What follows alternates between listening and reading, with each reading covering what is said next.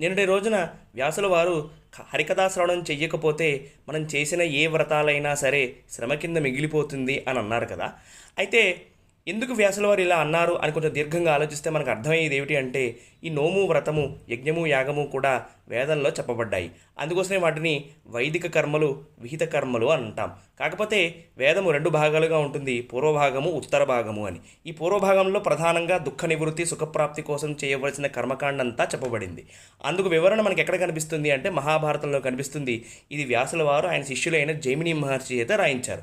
అదే వేదం ఉత్తర భాగంలో అయితే పరమాత్మని ఎలా చేరాలో చెప్పబడింది కాబట్టి అది వ్యాసుల వారే స్వయంగా రాశారు. దానికి వివరణ మనకి శ్రీమద్భాగవతంలో కనిపిస్తుంది. అందుకోసమే పరమాత్మని చేరాలి అనుకున్న వాళ్ళందరూ కూడా శ్రీమద్భాగవతాన్ని బాగా ఆశ్రయించాలి. నిగమకల్పతరోర్ గళితం ఫలం సుఖముఖాదమృతద్రవ సంమితం పిబత భాగవతం రసమాలయం ముహురహో రసికాహ భువి భావుకాహ అని అంటారు.